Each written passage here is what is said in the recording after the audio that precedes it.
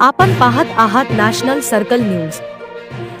अमरावती शहरामध्ये अवकाळी पावसामुळे शहरात मोठ्या प्रमाणात नुकसान झाले असून इरविन चौकातील नवनीत राणा यांचे भव्य प्रचार कार्यालय निसर्गपुढे झाले जमीदोस्त।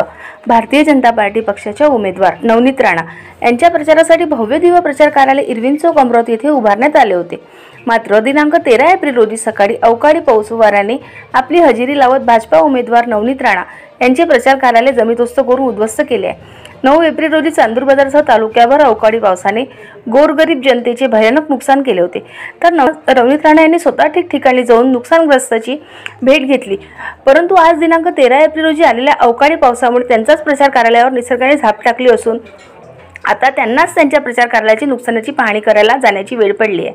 सुदैवाने कुठलीही जीवितहानी झाली नसून प्रचार कार्यालयाचे मोठे नुकसान झाले आहे। नॅशनल सर्कल न्यूज संपादक प्रताप गवई, प्रतिनिधी दिनेश यादव।